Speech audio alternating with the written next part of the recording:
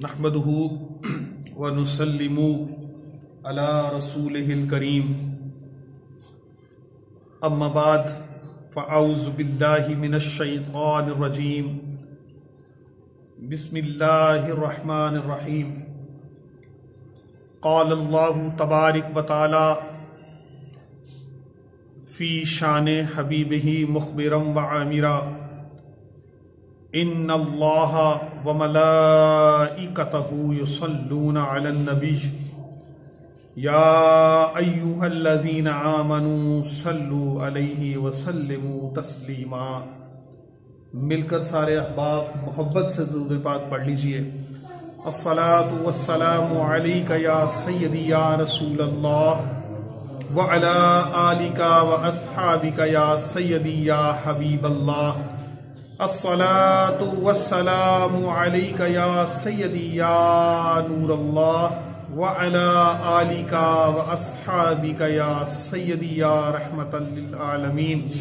اللہم صلی علی سیدنا محمد کما صلیت علی ابراہیم وعلی آل ابراہیم انک حمید مجید۔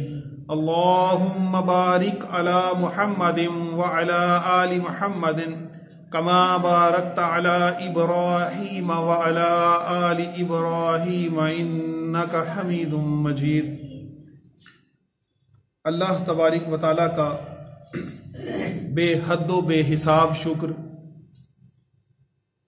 ایک اور جمعۃ المبارک اس نے ہمارے نصیب میں کیا، زندگی کی مہلت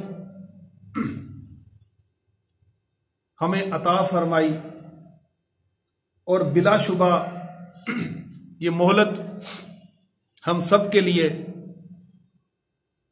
بہت قیمتی ہے۔ آقا کریم صلی اللہ علیہ وآلہ وسلم کا فرمان عالی شان جس کا مفہوم ہے کہ کبھی بھی مرنے کی دعا مت کرو۔ موت کو یاد رکھنے کا حکم ہے لیکن مرنے کی دعا مت کرو، کیونکہ جتنی دیر تم زندہ رہو گے تو اتنی دیر نیکیاں بڑھنے کی امید رہے گی، اور دوسرا اتنا ہی توبہ کرنے کی تمہیں توفیق مل سکتی ہے، تمہیں توبہ کرنے کی طرف تمہارا خیال جا سکتا ہے۔ تو اس لیے کبھی مرنے کی آرزو اس طرح سے مت کرو۔ موت کو یاد ضرور رکھو، آخرت کی فکر ضرور کرو، لیکن اس کی تمنا مت کرو۔ اور اس میں خاص طور پر تمنا کا جو ذکر ہے وہ اس حوالے سے ہے کہ جب انسان کسی مصیبت میں مبتلا ہو جاتا ہے، جب انسان کسی پریشانی میں کسی آزمائش میں گر جاتا ہے، تو پھر وہ بڑی عجلت کے ساتھ اور بڑی مایوسی کے ساتھ وہ مرنے کی دعائیں کرنے لگتا ہے کہ اس سے بہتر تھا کہ ماری جاتے۔ تو ایسی باتوں سے اجتناب کرنا چاہیے۔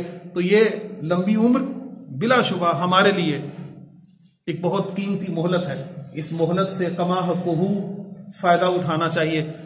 اللہ تبارک و تعالیٰ نے سورۃ الفتح کی آیت نمبر 29 میں ارشاد فرمایا، محمد رسول اللہ والذین معہ اشداء علی الکفار رحماء بینہم تراہم رکعا سجدا یبتغون فضلا من اللہ وردوانا سیماہم فی وجوہہم من اثر السجود ذالک مثلہم فی التوراۃ ومثلہم فی الانجیل کزرع اخرج شطأہ فآزرہ فاستغلظ فاستوى علی سوقہ یعجب الزراء لیغیظ بہم الکفار وعد اللہ الذین آمنوا وعملوا الصالحات منہم مغفرۃ واجرا عظیما۔ صدق اللہ العظیم۔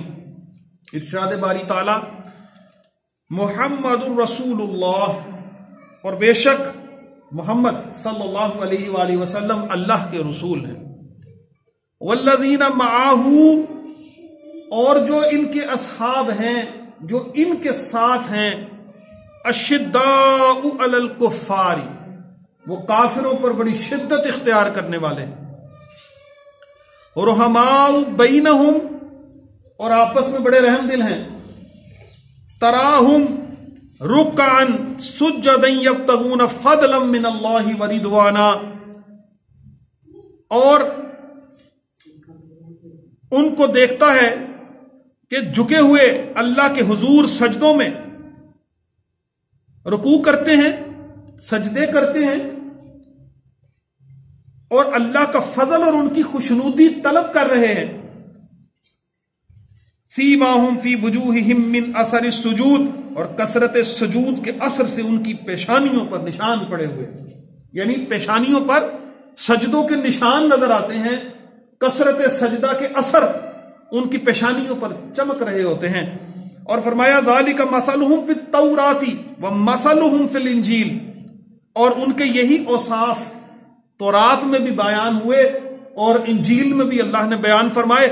कज़रइन अखरज शतअहु फआज़रहु फस्तगलज़ फस्तवा अला सूक़िही युअजिबु ज़ुर्राअ लियग़ीज़ बिहिमुल कुफ़्फ़ार, और गोया एक खेती है जिसने पहले जमीन से अपनी एक कोंपल निकाली, फिर उसको मजबूत किया, फिर मोटी हुई, और फिर अपनी नाल पर सीधी खड़ी हो गई, और लगी खेती वालों को खुश करने ताकि काफरों का जी जलाए।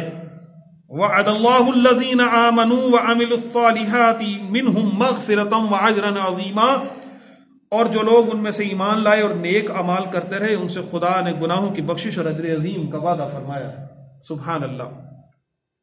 इस आयत मुकद्दसा में जिसकी मैंने तिलावत करने का शर्फ हासिल किया है, इसमें अल्लाह तबारिक व तआला ने नबी पाक सल्लल्लाहु अलैहि वसल्लम के असहाब की सिफात का जिक्र फरमाया। मेरे नबी पाक सल्लल्लाहु अलैहि वसल्लम के सहाबा की शान बयान फरमाई, और कहा कि नबी पाक सल्लल्लाहु अलैहि वसल्लम जो अल्लाह के रसूल हैं, उनके जो साथ उनके साथी हैं, जो असहाब हैं, जो फना फिर रसूल हैं, जो हर तरह से आका करीम सल्लल्लाहु अलैहि वसल्लम के इश्क में गुदे हुए हैं, जिनके दिल नबी पाक सल्लल्लाहु अलैहि वसल्लम के इस्म मुबारक से धड़कते हैं, उनकी एक खूबी क्या है?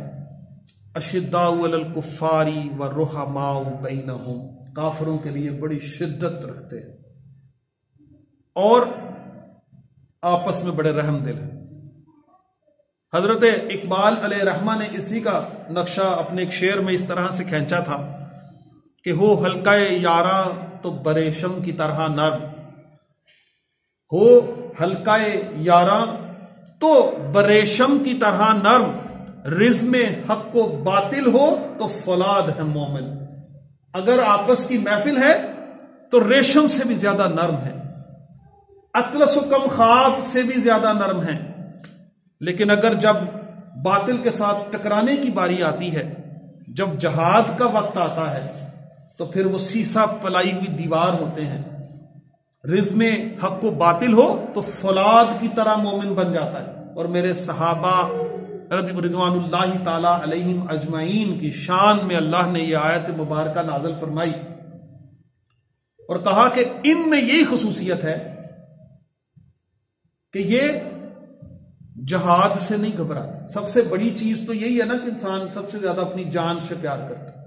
और ये हदीस मुबारक नबी पाक सल्लल्लाहु अलैहि वसल्लम की सहाबा ने न सिर्फ सुन रखी थी, बल्कि इसको अपने कल्बो जिगर में, इसको कुलूबो अज़हान में उतार लिया हुआ था कि जब तक तुम अपनी जान, माल, औलाद, माँ बाप, इज्जत, आबरू, हर चीज से बढ़ के रसूलुल्लाह सल्लल्लाहु अलैहि वसल्लम से मोहब्बत नहीं करते, उस वक्त तक ईमान मुकम्मल नहीं होता। तो ये चीज उनके दिलों में रासिख हो चुकी थी और वो इसकी अमली तफसीर थे, इसका अमली मुजाहरा थे कि हर चीज से बढ़ के अगर उनको कोई बात अजीज थी तो मेरे आका करीम सल्लल्लाहु अलैहि वसल्लम की मोहब्बत थी, आप सल्लल्लाहु अलैहि वसल्लम का इश्क था। फिर आगे फरमाया कि सीमाहुम फी वजूहिहिम मिन असर सुजूद, और उनकी पेशानियां सजदों के असर से चमकदार हो जाती हैं, पेशानियों पर असर नजर आते हैं। अब ये एक तो मेहराब है, नमाज पढ़ के जो नमाज की पाबंदी करने वाले हैं ان کی پیشانیوں پر ایک محراب بن جاتا ہے. ایک تو ظاہری طور پر وہ اثر بھی مراد ہے، اور دوسرا ایک بہت بڑا جو اثر ہے وہ روحانی طور پر ہے، وہ روحانی اثر ہے.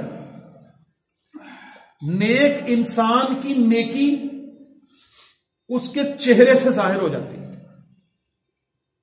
وہ ایک روحانیت ہے. اور آپ یقین کیجئے اس میں انسان کے اپنے اس رنگ کا، جو چہروں کا رنگ ہے نا، اس کا کوئی عمل دخل نہیں ہے. روحانیت ایک اور چیز. ایسا نہیں ہے کہ کوئی عام جو رائے آتی ہے جی کہ جو بہت سفید رنگت کا مالک ہوگا نا وہی اسی کا چہرہ بڑا چمکدار. ایسی جب کبھی بات ذہن میں آئے تو حضرت بلال حبشی رضی اللہ تعالیٰ عنہ کا تصور دل میں لے آیا کرے، سبحان اللہ، ذرا دیکھا کرے آقا کے غلاموں کی شان کیا ہے. تو اس سے قطعاً کوئی تعلق نہیں کہ انسان کی رنگت کیسی ہے، یہ اللہ نے بنائی ہے. لیکن جو روحانیت ہے وہ چہروں کے اوپر ایسی طمانینت لے کر آ جاتی ہے، ایسا حسن ہوتا ہے جو حقیقتاً ہر دیکھنے والی آنکھ کو خیرہ کر رہا ہوتا ہے، سمجھ میں آ رہا ہوتا ہے کہ واقعی اس کی پیشانی پر سجدوں کا اثر. ابن ماجہ کی ایک حدیث پاک ہے، میرے آقا کریم صلی اللہ علیہ وآلہ وسلم نے ارشاد فرمایا کہ جو رات کو بہت نمازیں پڑھتا ہے تو صبح اس کا چہرہ بہت حسین لگتا ہے. اب یہ بات تو ہے راتوں کو اٹھ کے عبادت کرنے کی، یہ تو ہے اپنی پیشانیوں کو سجدوں سے رنگین کرنے کی. جو راتوں کو اٹھ کے عبادت کرتے ہیں، قرآن پاک کی تلاوت کرتے ہیں، اپنے رب کو راضی کرنے کی تگ و دو کرتے ہیں. نیند بڑی پیاری ہے، ہوتی ہے، اور نیند کے لیے ایک مخصوص وقت ہے، وہ وقت گزر جاتا ہے. ہمارے جو سارا جو شیڈول ہے نا وہ خراب صرف اس وجہ سے ہوا ہے کہ ہم رات کو دیر تک جاگنے کے عادی ہو چکے ہیں. یہ فجر میں یا اس سے پہلے تہجد میں آنکھ نہ کھلنے کی وجہ ہی یہ عادت ہے کہ جو ہم راتوں کو اب تاخیر سے سوتے ہیں. اگر اسلامی طریقوں کے مطابق زندگی بسر کریں تو بڑی آسانی ہے. عشاء کی نماز پڑھیں. آج کل عشاء کی نماز 6:45 بجے عشاء ہو جاتی ہے، اور اصولاً اس سے پہلے ہمیں کھانا کھا لینا چاہیے تاکہ اس کھانے کو ہضم کرنے کے لیے ہمیں زیادہ تگ و دو نہ کرنی پڑے، اور نماز پڑھیں تو کھانا ہضم ہو جائے. کھانا ہضم ہوا ہو، نماز نے اور حشاش بشاش کر دیا، اور اسی نماز کو گواہی بناتے ہوئے رات کو سو جائیں کہ دیکھو اللہ تیری عبادت کرتے ہوئے، تیرا نام لیتے ہوئے یہ بندہ اب سونے لگا، اور اس نیت سے سونے لگا کہ صبح جلدی اٹھ کے پھر تیری عبادت کرے، تو مشکلات نہیں رہتی. آپ عادت بنا کے دیکھیں، آپ عادت بنا کے دیکھیں، آپ تہجد کے وقت سوئے رہ ہی نہیں سکتے. ہو ہی نہیں سکتا کہ فجر میں آپ کی آنکھ نہ کھلے، تہجد میں آپ اٹھ کے بیٹھ نہ جائیں. اللہ تعالیٰ حاج صاحب کو زندگی تندرستی دے. ان کی میں تہجد کی اذان جو ہے نا وہ روز سن رہا تھا ماشاءاللہ، اور ان کے لیے میں اس وقت حقیقتاً میں آج جامع پہ میرے منہ سے بات نکل گئی، ان کے لیے میرے دل سے خود بخود دعا نکل رہی ہوتی کہ پورے محلے کو، بستی کو جگانے کا ایک بہترین ایک جو ہے وہ کوشش ہے، ان کا طریقہ ہے. ان کا دل کرتا ہے کہ سارا محلہ، ساری بستی جو ہے وہ ادھر آ جائے. تو کوشش کرتے ہیں اللہ تعالیٰ ان کو جزائے جزیل عطا فرمائے، عمر خضر عطا فرمائے. تو کیسے کوئی سو سکتا ہے جس کے، وہ کہتے ہیں نا کہ جب آنکھ لگی ہو تو پھر آنکھ نہیں لگتی، جب ادھر آنکھ لگ جائے پھر آنکھ نہیں لگتی. تو جب راتیں عبادت سے معمور ہوں گی، اللہ کے ذکر سے سرشار ہوں گی، جب عبادتیں راتیں سجی ہوں گی اللہ کی عبادتوں سے، تو پھر چہرے کیوں نہ سجیں گے؟ پھر چہروں پر رونق کیوں نہ آئے گی؟ پھر چہروں سے حسن کیوں نہ ٹپکے گا؟ تو اگر خدا نہ خواستہ راتیں گزار دیں خرافات میں، دنیا داری کی محفلوں میں، دنیا داری کے کام کاج میں، اور فضولیات اور لغویات میں، اور بہودہ قسم کی غیر اخلاقی چیزوں میں، تو پھر ظاہری بات ہے وہ اثرات بھی نظر آتے ہیں. نبی پاک صلی اللہ علیہ وآلہ وسلم کا صدقہ ہے، آپ صلی اللہ علیہ وسلم کے طفیل، آپ کے وسیلے سے اب شکلیں نہیں بدلتی، اب اس طرح سے شکلیں تو نہیں بدلتی جیسے پچھلی قوموں کی شکلیں بدل جاتی تھیں، لیکن وہ نیکی کے اثرات اور اس کے آثار چہروں پر نظر ضرور آتے ہیں، اور برائیوں کی قباحتیں اور برائیوں کی تحریریں وہ ماتھے پہ لکھی ہوئی نظر آ رہی ہوتی، وہ چہروں سے معصومیت ختم کر دیتی، برائی اور بدی چہروں پر سے معصومیت ختم کر دیتی، اور نیکی اور اچھائی چہروں کو سجا دیتی۔ تو فرمایا کہ جو رات کو بہت نمازیں پڑھتا ہے، نفل کی کثرت کرتا ہے، تو صبح اس کا چہرہ بڑا حسین ہوتا ہے۔ اور پھر مسند احمد میں حضرت ابو ہریرہ رضی اللہ تعالیٰ عنہ سے روایت، یہ بھی بڑی پیاری حدیث ہے، فرمایا کہ اللہ تبارک و تعالیٰ جب جہنم سے ان لوگوں کو، صاحب ایمان لوگوں کو آزاد کرے گا جو خدا نہ خواستہ اپنی کسی وجہ سے جہنم میں جا چکے ہوں گے، تو کہا جائے گا فرشتوں سے کہ جائیں اور جس کے دل میں بھی کلمہ ہے نا، جس نے کلمہ ادا کیا اس کو نکال لیں۔ تو جب ان کو نکالا جائے گا، جب وہ فرشتے جائیں گے تو وہ ان لوگوں کو جن کو نکالنا ہوگا ان کی پیشانیوں پر سجدوں کے نشانوں سے ہی پہچانے جائیں گے، اسی سے پہچان کر لے کر آئیں گے۔ اب یہ ذرا بڑی قابل غور بات ہے،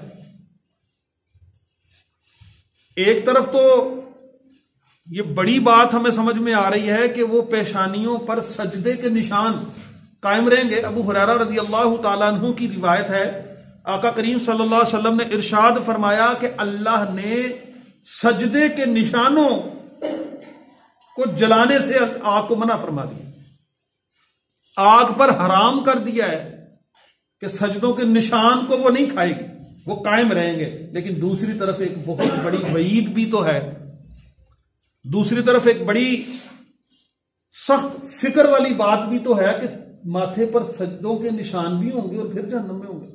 استغفر اللہ۔ ان کو نکالا جائے گا جہنم سے، ایمان کی وجہ سے نکالا جائے گا، لیکن رگڑا تو لگ جائے گا، سجدوں کے نشان پیشانی پر موجود ہوں گے اور پھر جہنم میں ہوں گے۔ استغفر اللہ ثم استغفر اللہ، یہ بات قابل غور ہے۔ تو پھر ہمیں چاہیے کہ ہم صرف اور صرف اس محراب کے لیے، ماتھے پر نشان کے لیے محنت نہ کریں، کیونکہ اس میں دکھاوا آتا ہے۔ جب دکھاوے سے بھی نماز پڑھی جائے تو محراب تو اس پہ بھی بن جاتا ہے۔ ریاکاری، دکھاوا یا تیز نماز کو ادا کرنا، اس کے ارکان پورے نہ کرنا، یا نماز برائی اور بے حیائی سے روکتی ہے تو نمازیں بھی پڑھتے جا رہے ہیں، برائی بے حیائی کے کام بھی کرتے جا رہے ہیں، تو اس کا مطلب ہے کہ پھر ہمیں نمازوں میں ہمارے وہ تاثیر نہیں ہے جو ہمیں ملنی چاہیے، اس کے روحانی اثرات ہمیں ابھی نہیں مل رہے۔ تو اس طرح یہ دونوں طریقوں سے ذرا اس حدیث کو سمجھنے کی ضرورت ہے۔ اور پھر آگے جو قرآن پاک میں اللہ تعالیٰ نے ارشاد فرمایا صحابہ کرام رضوان اللہ تعالیٰ علیہ مجمعین کے بارے میں، ایک تو یہ میں نے بات ارشاد کی کہ کافروں کے لیے بڑے شدید ہوتے ہیں اور آپس میں بڑے رحم دل ہوتے ہیں۔ شدت کی بات یہ ہے کہ حضرت ابو بکر صدیق رضی اللہ تعالیٰ عنہ ایک جنگ کے بعد، آپ کے بیٹے اس وقت آپ نے اسلام قبول نہیں کیا تھا، جنگ میں وہ کافروں کی طرف سے لڑ رہے تھے، بعد میں انہوں نے اسلام قبول کر لیا، بیٹھے تھے تو بات چھڑ گئی اس جنگ کی، کھانا کھا رہے تھے تو بیٹے نے کہا کہ ابا جان آپ کو پتا ہے 3 دفعہ آپ میری تلوار کے نیچے آئے تھے، لیکن میں نے آپ پہ وار نہیں کیا۔ ظاہر ہے وار وہ کیسے کرتا، 3 دفعہ آپ میری تلوار کے نیچے آئے۔ وہ کیا جنگیں تھیں آپ یقین کریں، اور سوچیں ذرا وہ کیسی تھیں کہ جہاں باپ ایک طرف ہے اور بیٹا ایک طرف، بیٹا ایک طرف ادھر اسلام کی طرف سے لڑا تو آگے سامنے باپ آ گیا۔ ایک لمحے کے لیے بندہ ذرا سچویشن غور کرے، اسلام میں کیسی کیسی آزمائشیں بھی آئی ہیں۔ آج ہمیں کوئی باہر سے بندہ آ جائے نا تو اپنے محلے دار کا، تو ہمیں پہلی دفعہ ایک دم ذہن میں یہ خیال آتا ہے ہم نے تو محلے دار کا ساتھ دینا ہے، وہ حق پہ ہے نہیں ہے، ہم کہیں گے ہم اس کا ساتھ دیں گے، یا بڑی ساری باتیں ذہن میں کئی سچویشنز کے ساتھ آ جائیں تو ہم ایک دم سے ایک پلہ مل لیتے ہیں کہ یار یہ نہ اس سے آگے تو ہم بات نہیں کر سکتے. ادھر ایک طرف سامنے باپ ہے تو دوسری طرف بیٹا ہے، تو کہنے لگا کہ ابا جان 3 مرتبہ میری تلوار کے نیچے آئے تو میں نے وار نہیں کیا. حضرت ابو بکر صدیق رضی اللہ تعالیٰ عنہ نے ایسی نوالا چھوڑا اور شدت جلال سے چہرہ سرخ ہو گیا اور کہا تم یہ بات کرتے ہو، اگر تم ایک دفعہ میری تلوار کے نیچے آتے میں تیرے اتنے ٹکڑے کرتا کہ میں خود بھی نہ گن سکتا. میں اسلام کے لیے لڑ رہا تھا. بیٹا کیا چیز ہے؟ جب تک تم اپنی جان، مال، اولاد، آبرو، عزت، ہر چیز سے، والدین، ہر چیز سے بڑھ کے نبی پاک صلی اللہ علیہ وسلم سے محبت نہیں کرتے، ایمان مکمل نہیں ہوتا. اور اصحاب الرسول صلی اللہ علیہ وسلم اس کی عملی تفسیر تھے، انہوں نے ثابت کیا، بڑے بڑے موقعوں پہ ثابت کیا. تو ایک تو یہ، اور دوسرا جب رحم دلی کی بات آتی ہے، جب رحم دلی کرنی ہے تو پھر جو کچھ بھی ہے وہ اسلام کی خاطر لٹا دیا، وہ آپس میں سب نے تقسیم کر لیا. نہ ادھر مال کی ہوس ہے، نہ زر کی لالچ ہے، جو کچھ بھی ہے وہ اسلام کی راہ میں قربان ہے. بڑی سے بڑی خطا بھی معاف کر رہے ہیں، بڑی سے بڑی غلطی پہ بھی درگزر کر رہے ہیں، آپس میں رحم دل ہیں. لیکن جب جہاد کی باری آتی ہے تو پھر پیچھے نہیں ہٹتے، پھر جان قربان کرنے سے دریغ نہیں کرتے. اور پھر آگے کہا کہ ذالک مثلہم فی التوراۃ و مثلہم فی الانجیل، اور یہ وہ مثالیں ہیں جو انجیل میں بھی ہیں اور اس میں تورات میں بھی. یعنی نبی پاک صلی اللہ علیہ وسلم کے صحابہ کی مثالیں اللہ تبارک و تعالیٰ نے تورات میں بھی نازل کی، اور تورات کے عالم بھی یہ بتاتے تھے کہ نبی پاک صلی اللہ علیہ وسلم کی علامتوں میں سے، نشانیوں میں سے ایک نشانی آپ کے اصحاب تھے، اور وہ اصحاب میں تورات میں لکھا تھا کہ پہلے وہ بہت کم ہوں گے پھر بہت زیادہ ہو جائیں گے. اور وہ مثال اللہ نے قرآن میں آگے پھر نازل فرمائی اور کہا کَزَرْعٍ أَخْرَجَ شَطْأَهُ فَعَزَرَهُ فَاسْتَغْلَظَ فَاسْتَوَىٰ عَلَىٰ سُوقِهِ يُعْجِبُ الزُّرَّاعَ لِيَغِيظَ بِهِمُ الْكُفَّارَ. فرمایا کہ وہ بالکل ایسے کھیتی کی طرح جو بالکل بڑی پتلی، جس پر ایک کومپل چھوٹی سی اگتی ہے، پھر اس کے بعد کومپلوں سے کومپلیں نکلتی ہیں اور پھر وہ پوری کی پوری کھیتی ہری بھری ہو جاتی ہے. یہ مثال فرمائی اللہ تعالیٰ کہ پہلے تعداد میں تھوڑے ہوں گے، پہلے اکا دکا 1 2 4 5 7 لوگ ایمان لائیں گے، اصحاب بنیں گے. اس کے بعد پھر یہ قافلہ ایمان جو ہے وہ بڑھتا چلا جائے گا، اور پھر ایک وقت ایسا آئے گا کہ ایک بہت بڑی تعداد لاکھوں میں نبی پاک صلی اللہ علیہ وسلم کے اصحاب کی ہوگی. اور اب دیکھیں ذرا اس میں کیا آگے فرمایا، سوقہ یعجب الزراء لیغیظ بہم الکفار، اور لگی کھیتی والوں کو خوش کرنے، جن کا تو اس کھیتی سے تعلق تھا وہ تو خوش تھے، جن کی تو ان سے محبت تھی وہ تو خوش تھے. اور دوسری طرف کون سا طبقہ تھا، لیغیظ بہم الکفار، تاکہ کافروں کو ان کو دیکھ کے پھر غصہ آئے، جلتے رہے. حضرت عمر فاروق رضی اللہ تعالیٰ عنہ نے جب اسلام قبول کیا تو اس سے پہلے مسلمان کافروں کے خوف سے، ڈر کے حالات اس قسم کے تھے کہ چھپ کے نماز پڑھتے تھے. آپ نے فرمایا آج علی الاعلان نماز پڑھی جائے گی، آج میں دیکھتا ہوں کون آگے آتا ہے، تو کسی کی جرت نہیں تھی کوئی آتا. اسی طرح حضرت امیر حمزہ رضی اللہ تعالیٰ عنہ تو بڑے بڑے جلیل القدر صحابہ تھے، اور بڑے بڑے طاقتور تھے، بڑے بڑے کمزور بھی تھے. لیکن پھر آہستہ آہستہ جب تعداد بڑھتی چلی جا رہی تھی، اسلام پھیلتا چلا جا رہا تھا، تو کافروں کو پھر اسی بات سے بڑی تنگی تھی، بڑی تکلیف تھی کہ یہ ہمارے ساتھ ہو کیا رہا ہے، اب تو ہماری چال بھی کوئی کامیاب نہیں ہوتی، اب تو ہم اس طرح نبی پاک صلی اللہ علیہ وسلم کو ایذا اور تکلیف بھی نہیں دے سکتے. تو یہ ان کے لیے ایک بڑی تکلیف دہ بات تھی. بخاری شریف میں 3673 نمبر پر ایک حدیث مبارکہ آئی. آقا کریم صلی اللہ علیہ وآلہ وسلم کا ارشاد، لا تسبوا اصحابی، لا تسبوا اصحابی فلو ان احدکم انفق مثل احد ذهبا ما بلغ متحدہم ولا نصیفا، فرمایا کہ لا تسبوا اصحابی، میرے صحابی کو برا بلا مت کہو، کوئی برا بلا مت کہے. فلو ان احدکم انفق مثل احد ذهبا، اگر کوئی احد پہاڑ کے برابر بھی سونا خیرات کرے، احد پہاڑ کے برابر کوئی سونا خیرات کرے، ذرا تصور میں لائیے گا، احد پہاڑ کے برابر کسی نے اللہ کی راہ میں سونا خیرات کیا، ما بلغ مد احدہم ولا نصیفا، تو وہ ایک مٹھی بھر جوں، مد کہتے ہیں، ایک کسی تفسیر میں کلو لکھا ہے، کسی میں کلو سے تھوڑی سی زیادہ مقدار ہے اناج کی، اور میرا کوئی صحابی اگر ایک مد اناج اللہ کی راہ میں خیرات کرتا تو یہ احد پہاڑ جتنا سونا تمہارا ان تک نہیں پہنچ سکتا. یہ ذرا موازنہ کر کے دیکھیں عمل کے ثواب کا، کہ اگر نبی پاک صلی اللہ علیہ وسلم فرماتے ہیں میرا صحابی احد پہاڑ کے برابر، جو کوئی امتی کوئی احد پہاڑ کے برابر سونا خیرات کرے، اور میرا ایک کوئی صحابی ایک مٹھی بھر جوں خیرات کر دے، ایک مد اناج خیرات کر دے، بلکہ فرمایا ولا نصیفا، اس کے نصف کو بھی نہیں پہنچتا، آدھ کو بھی نہیں پہنچتا،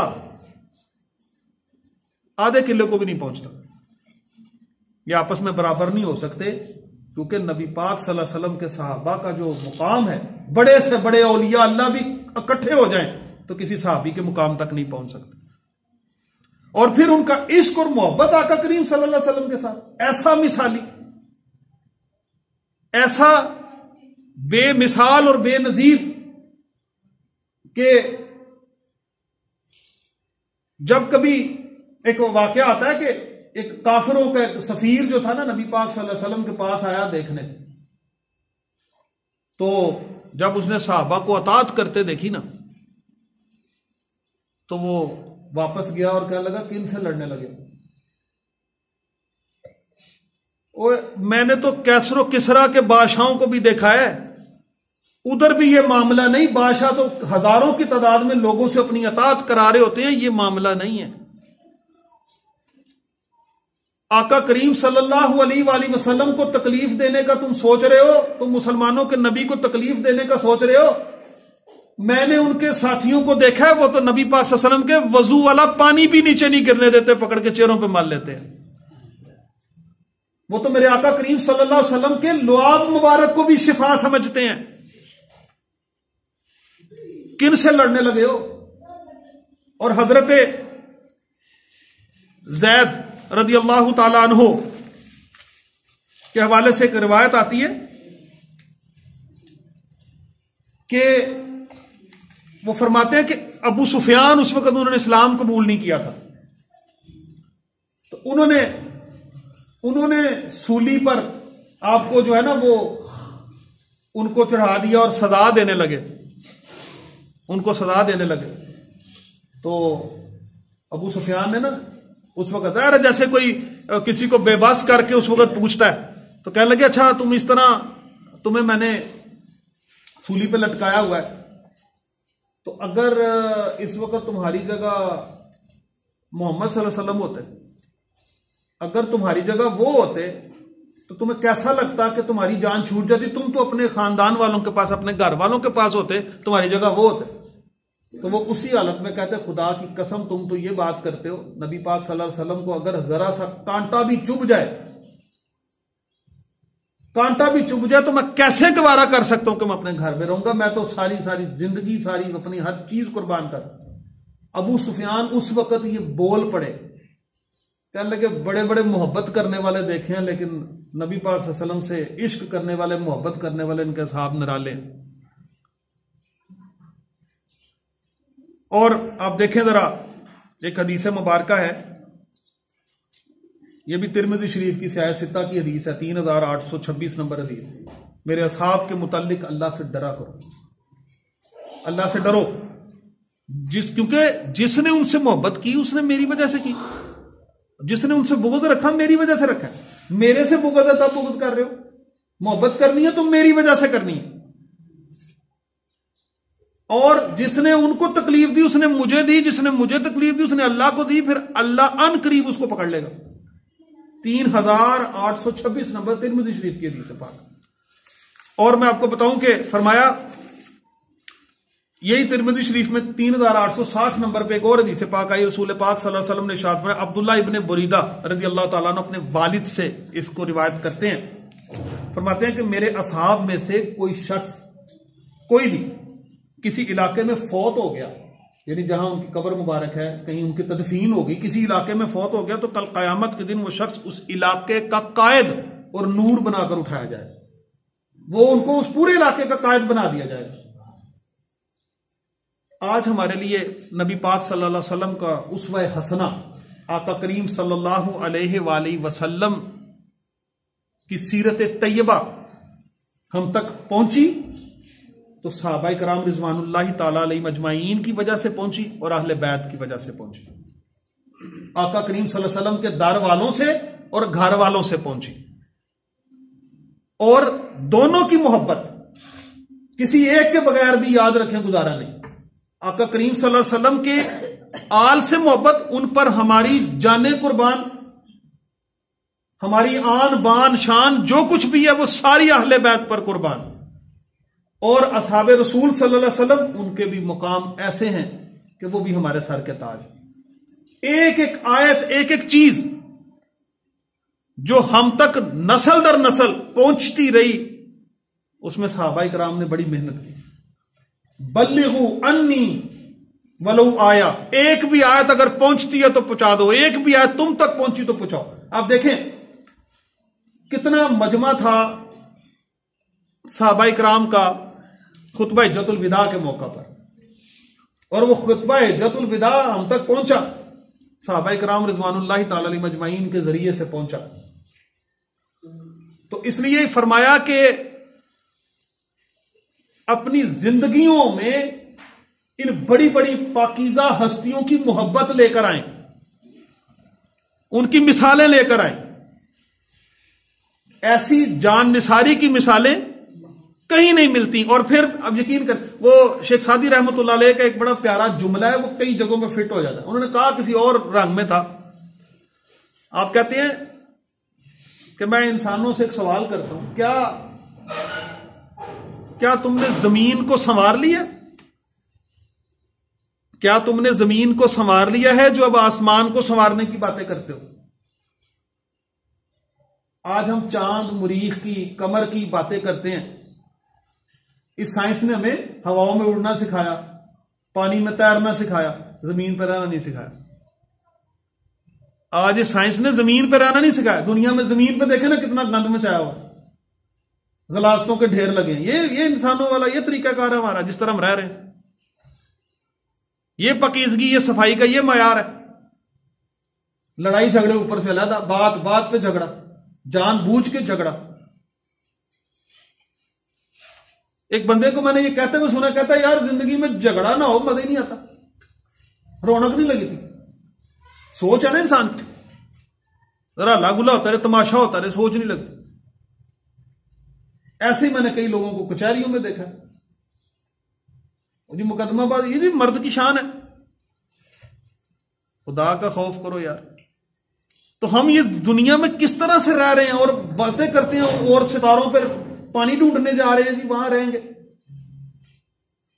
میری مانو تو نہ ڈالو چاند پر کمندے، انسان کی خبر لو کہ وہ دم توڑ رہا ہے۔ آج انسانیت کو انسانیت سکھانا سب سے بڑا کام ہے۔ تو ہم پہلے اپنے ایمان کی تو فکر کریں، کہاں بڑی بڑی ہستیوں کی باتیں کرتے رہتے۔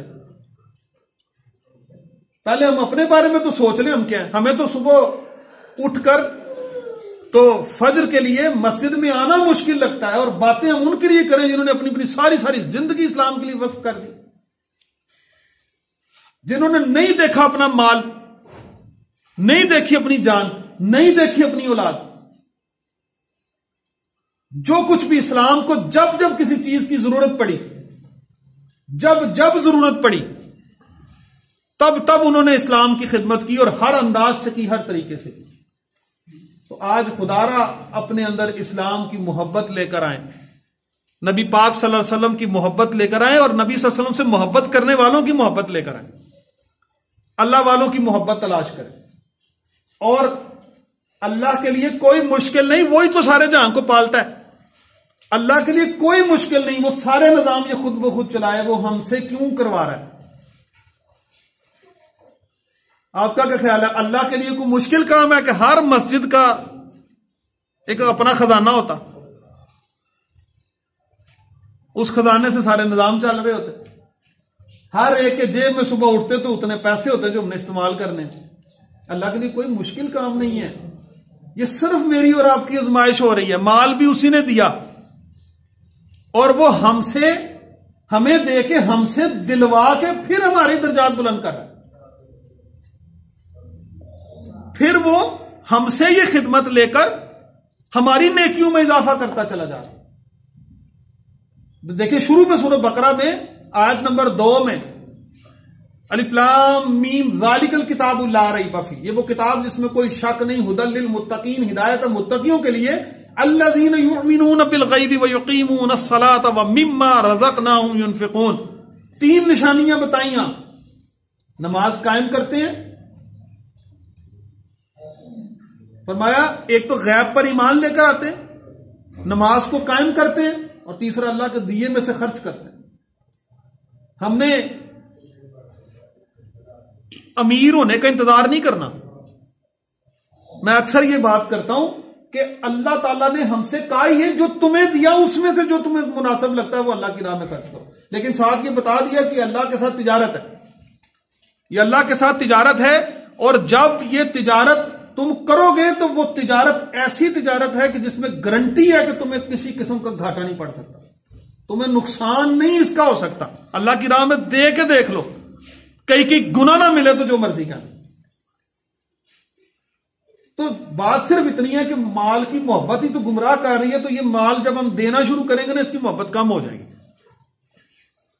اور 4 سپارے کی پہلی آیت میں یہی تو فرمایا لن تنالوا البر حتى تنفقوا مما تحبون، نیکی تو اس وقت تک ہوتی ہی نہیں جب تک بندہ اپنی پسندیدہ ترین چیز دیتا نہیں، یہی تو قربانی ہے۔ ہم اگر کوئی ایسی چیز جو زائد ہے، جو ہمارے کام کی نہیں ہے، ہم تو وہ دیتے کسی پر احسان جتلا دیتے ہیں، سب سے پھٹے پرانے ترین کپڑے، اس میں سے بھی کوشش کرتے ہیں گھر میں کچھ جھاڑ پونچھ کے لیے رکھ لیں، اس میں سے جو پھر بچ جائے نا وہ بھی رکھ لیا ہو تو پھر کو بچ جائے، پھر ہم کہتے ہیں نہیں جی وہ غریب کو کپڑے دینا بڑا ثواب کا کام، اللہ بڑا خوش ہوتا ہے کسی کا تن ڈھانپ دیا جائے، کسی بیچارے کو کپڑے دے تو بڑا خوش ہوتا ہے، تو اس سے پہلے ذرا تم نے کیا کیا ہے، کیا دے رہے ہو اللہ کی راہ میں اور کیسے دے رہے ہو؟ اور کبھی بندہ کسی کو دیتے ہوئے یہ سوچ رہے کہ یہ کوئی مجھے دے تو میں قبول کروں، کوئی مجھے دے تو مجھے خوشی ہوگی۔ اس لیے سامعین گرامی قدر، زندگیوں میں خدا را اصلاح لے کر آئیں، یہ ساری گفتگو کا مقصد صرف یہ ہوتا ہے کہ ہم اپنی اصلاح کریں، اپنے اندر سے ہر وہ چیز جو ہمیں اللہ کی راہ سے ہٹا رہی ہے اس کو دور کریں، چاہے وہ مال ہو، چاہے وہ ادھر ادھر کی یاری دوستی ہیں، چاہے وہ ہمارے کاروبار ہے، کون سی ایسی چیز ہے جو ہمیں اللہ کی یاد سے غافل کر رہی ہے، تو ذرا ایک لمحے کے لیے اس کے بارے میں سوچے، جو اللہ نے حلال طریقوں سے بتائی ہیں چیزیں وہ کریں، اسی میں ہمارا سکون ہے، اسی میں اطمینان ہے۔ دل کھول کے مسجد کی بھی خدمت کیا کرے، اور میری آپ سے بڑی گزارش ہے، بلکہ یہ گلہ بھی ہے خاص طور پہ اہلیان محلہ سے، اس بستی سے، کہ خدا را اس مسجد کو اپنی مسجد سمجھیں، نماز کے لیے آیا کریں اور اس کو آباد کریں۔ یہ بڑی سیدھی سی بات ہے کہ جو اللہ کے گھر کو آباد کرتا ہے اللہ اس کے گھر کو آباد کرتا ہے۔ ہم میں سے کوئی بندہ یہ نہیں چاہتا کہ اس کا گھر آباد نہ ہو، سب ہم یہ چاہتے ہیں کہ اللہ ہمارے گھر کو آباد اور شاد رکھے۔ تو جو طریقہ کار بتایا جاتا ہے کام کا، پتہ نہیں کیوں اس سے ہم نظریں کتراتے ہیں، پتہ نہیں کیوں اس سے دور بھاگتے ہیں۔ اللہ کے گھروں کو آباد کریں تاکہ آپ کے گھروں کو آباد کیا جائے، تو وقت پہ تشریف لایا کریں اور نمازوں کی پابندی کیا کریں۔ اللہ تبارک و تعالیٰ سے دعا ہے اللہ تعالیٰ ہمیں عمل کی توفیق عطا فرمائے۔ وآخر دعوانا الحمدللہ رب العالمین۔ سنتیں ادا کر لیجیے۔ آپ یہ ہے تو پیچھے ہو جاؤ۔